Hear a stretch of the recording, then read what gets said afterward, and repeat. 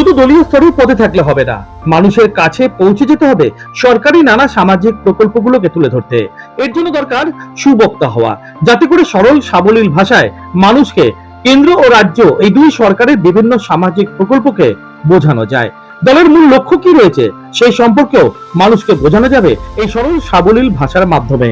এই বার্তাকে সামনে রেখে বুধবার দুর্গাপুরের সৃজনী হলে বিজেপির বোলপুর, কাটোয়া, বর্ধমান ও বীরভূম সাংগঠনিক জেলার প্রশিক্ষণ শিবির হয়ে গেল। 24 জুন থেকে 26 জুলাই পর্যন্ত চলবে এক মাসের মন্ডল প্রশিক্ষণ, এবং এটা আমাদের একদম অভ্যন্তরীণ ব্যাপার। রাজনীতিতে ভালো নেতা হতে গেলে তো প্রশিক্ষণ লাগে। সবাই আমাদের ভারতীয় জনতা পার্টি সবসময় নির্দেশ মেনেই চলে এবং সে প্রশিক্ষণের উপরে চলবে। দলের বার্তা বা সরকারের যে নিশ্চিত ভাবে সরকার ডবল ইঞ্জিন সরকার কাজ করবে, মানুষের কাছে পৌঁছে দেওয়াটাই তো বড় কাজ। সব বিষয়ের উপরে প্রশিক্ষণ আমাদের পশ্চিমবাংলার প্রত্যেকটা জেলাতেই হচ্ছে, এবং আজকে আমরা বিভাগ অনুযায়ী এখানে 4টে জেলা হচ্ছে। সাংগঠনিক জেলা আমাদের বীরভূম, বোলপুর, কাটোয়া, বর্ধমান 4 জেলার প্রশিক্ষণ বর্গ, যারা বিশেষ কার্যকর্তাদের প্রশিক্ষণ দেবেন। আর এই কার্যকর্তারা আবার মণ্ডলে মণ্ডলে বুথ সভাপতি, শক্তিকেন্দ্রের প্রমুখ, ইনচার্জ, লিডার, মণ্ডল কমিটির যারা পদাধিকারী, মোর্চার যারা পদাধিকারী, তাদেরকে প্রশিক্ষণ দেওয়া হবে। অর্থাৎ বিজেপি পার্টিতে ডিফারেন্স যেটা বলতেন, সেটা আমাদের কয়েক বছর গ্যাপ ছিল বাংলাতে বিভিন্ন কারণের জন্য। 24 সালে ভোট, 26-এর ভোট, 25 জেলার কিছু প্রশিক্ষণ হয়নি। এই প্রশিক্ষণ দীর্ঘদিন হয়ে আসছে, পার্টি জন্মগত হয়ে আসছে।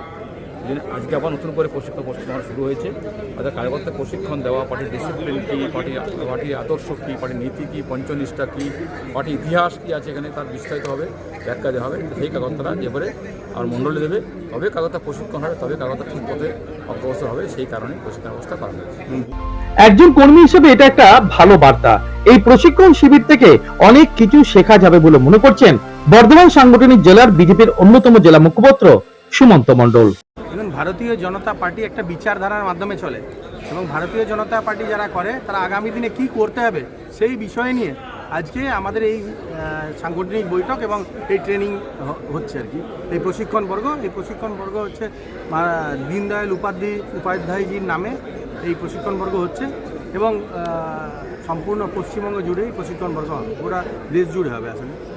এবং রাজ্যে পালা বদলের পর মুখ্যমন্ত্রী শুভেন্দু অধিকারী সাধারণ মানুষের কাছে সরকারি পরিষেবা পৌঁছে দেওয়ার চেষ্টা করছেন।